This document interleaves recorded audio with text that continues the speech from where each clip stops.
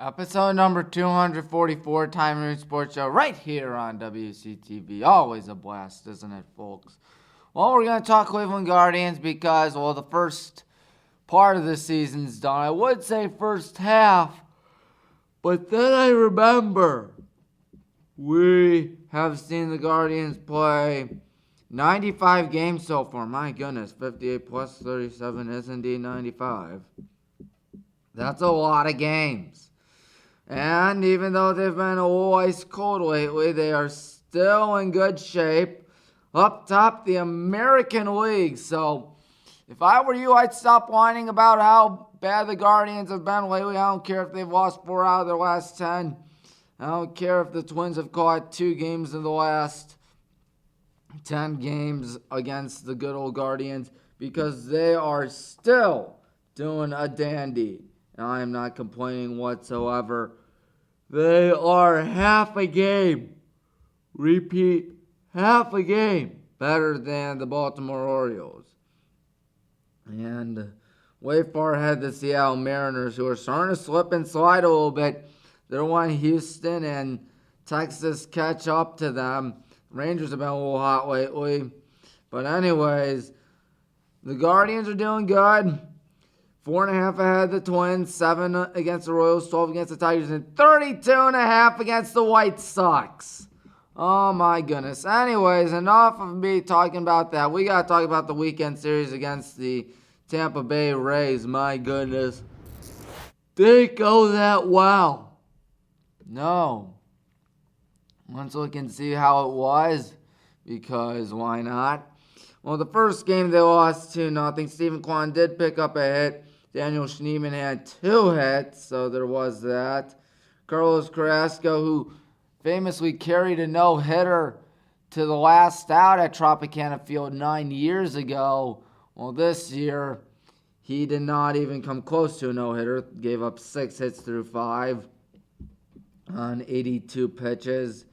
And meanwhile, Yandy Diaz had 3 hits, the former Cleveland Guardian, and the only RBI in the entire game. Meanwhile, we see that Taj Bradley, a 23-year-old starter, went 7 innings and gave up 5 hits and no runs. Bullpen gave up 0 runs as well. Brandon Lau had one of the runs cashed in on a double play, but of course that doesn't count as an RBI. And this game right here, the Cleveland Guardians did take down the Tampa Bay Rays 4-2, courtesy of Angel Martinez homering and John Kenzie Noel homering in the 8th inning. That gave Cleveland the lead. A pinch hit home run. He came in for Will Brennan and launched one out.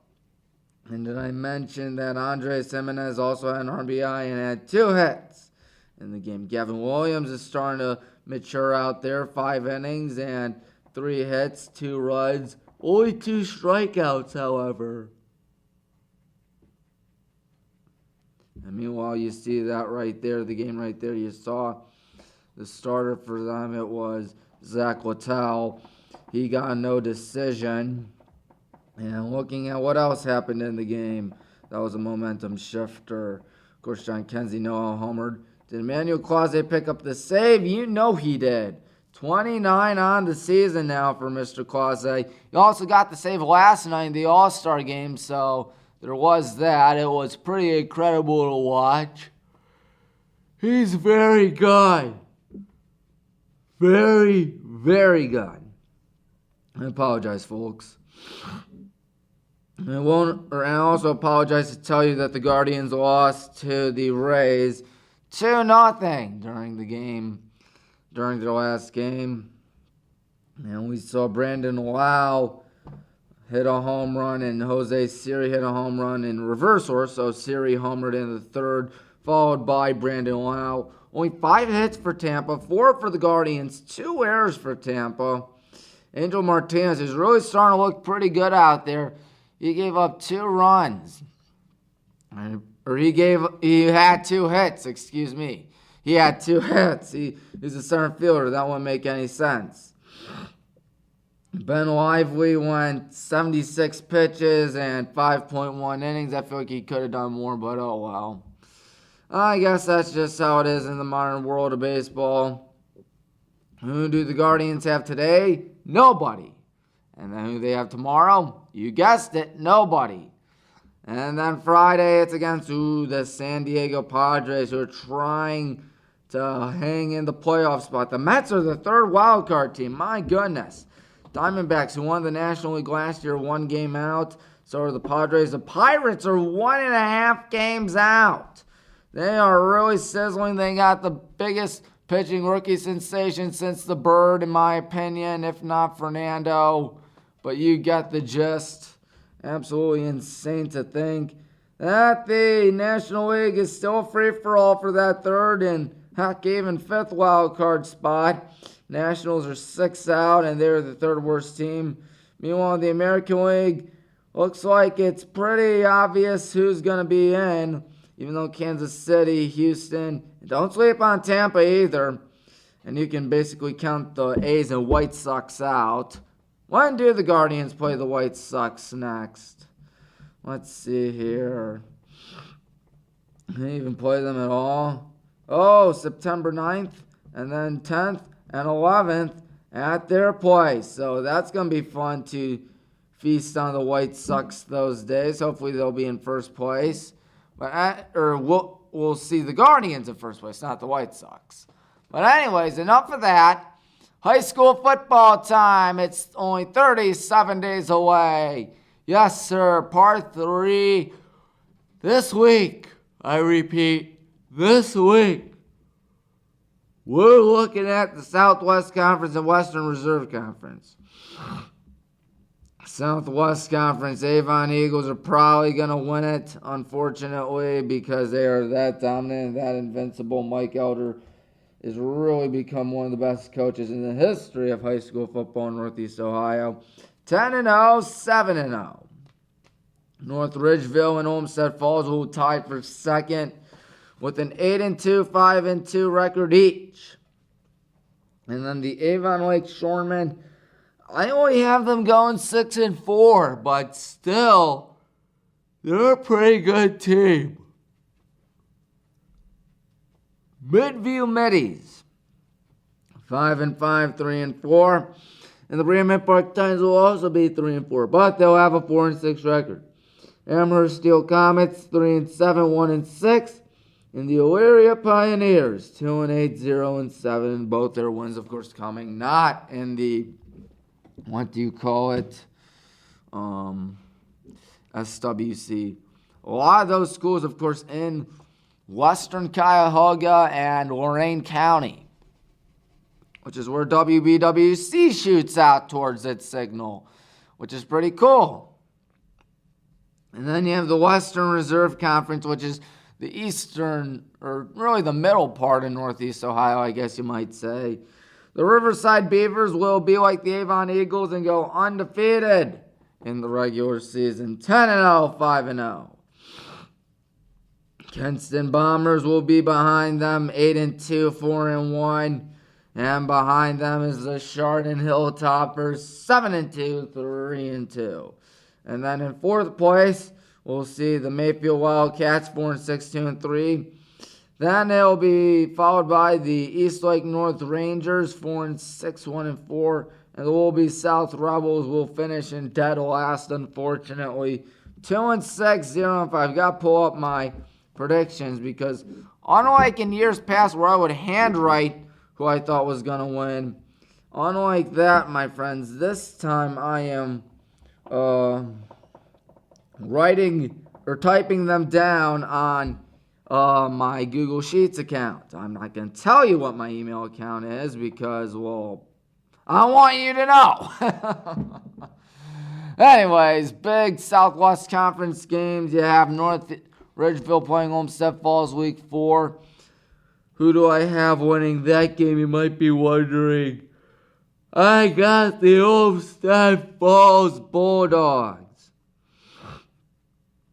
And then you have the Avon Eagles playing the North Ridgeville Rangers Week 5. Got Avon.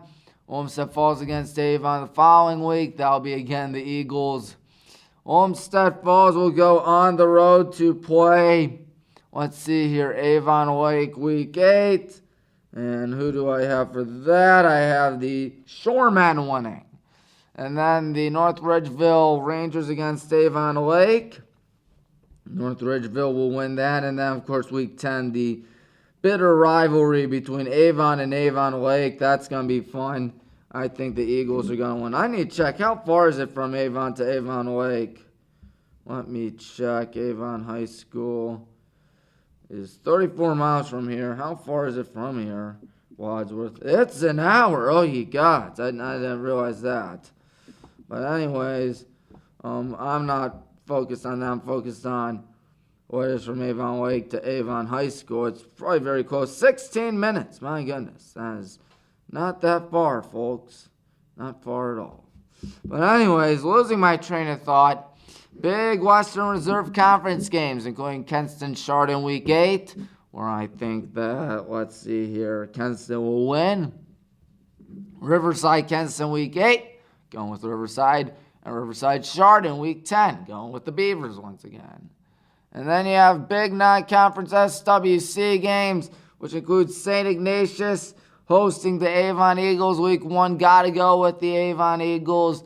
And then Strongsville, Avon Lake Week 1 at Pecatan, going with Avon Lake. Avon McKinley Week 2, just like the previous game I talked about last week. Gotta go with the, who do you call them? Avon Eagles. Brea Mid Park against Nordonia, going with the Knights. And then you have Brunswick hosting Olmsted Falls, going with the Bulldogs. And then you have Week 3, Shoremen against the Hilltoppers. Who do I have there? I have Chardon. And then Avon against Glenville. Avon will win that. Olmsted Falls against Canfield. Who do I have for that game? You might be wondering, I have Olmsted Falls. But that should be a good game nonetheless. And then big non-conference Western Reserve games. Yes, sir. Chardon against Tiffin Columbian Week 2.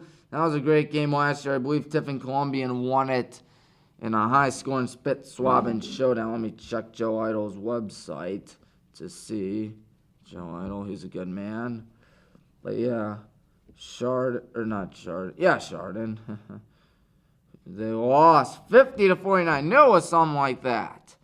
Thought it was actually 50-49, but still. An outrageous game nonetheless. Tiffin won for 2-1. Avon Lake against Chardon, we already talked about that. Kenston against VASJ Week 4, going with the Kenston Bombers.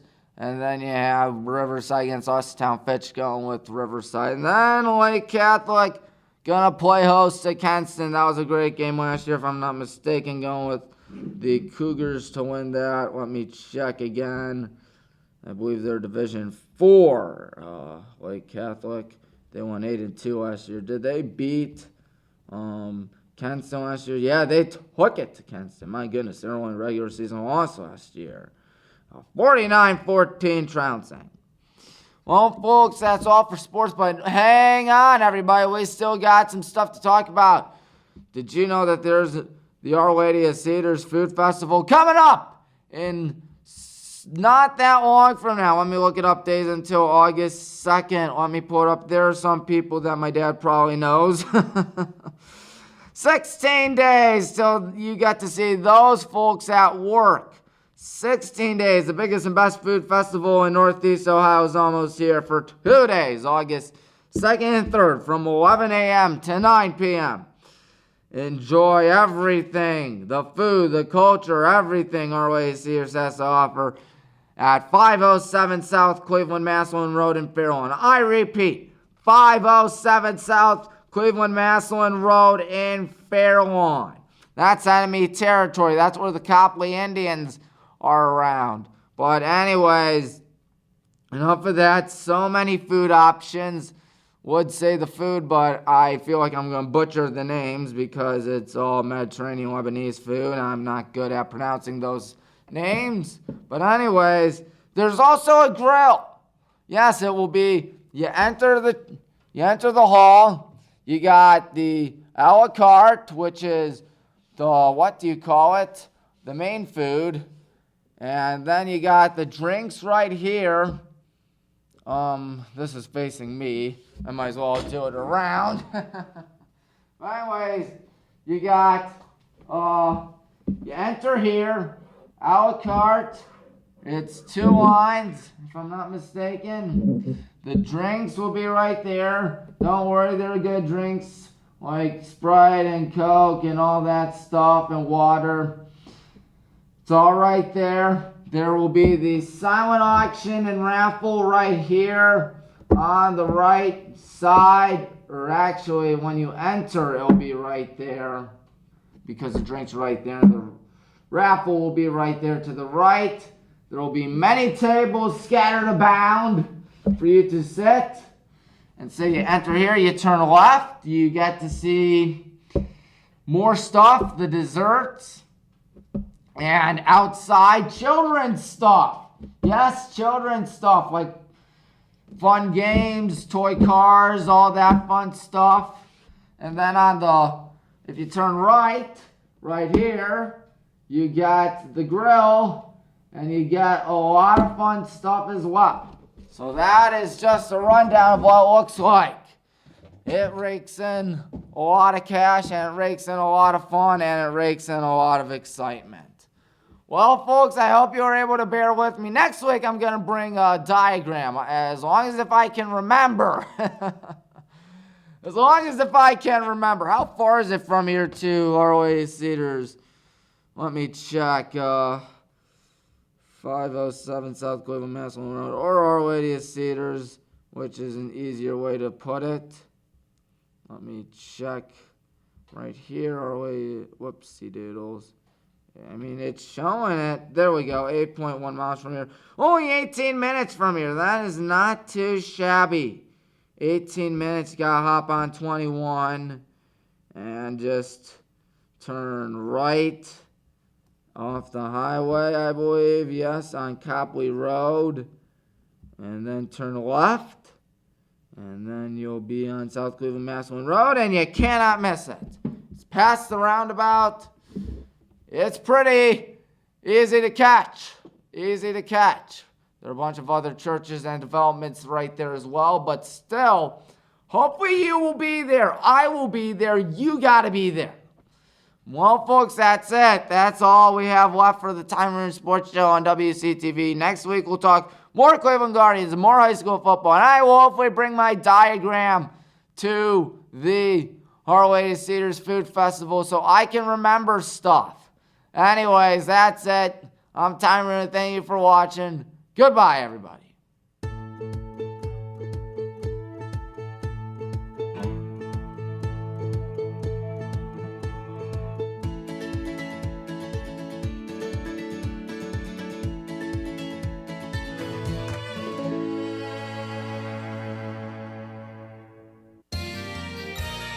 You are watching WCTV, Wadsworth Community Television.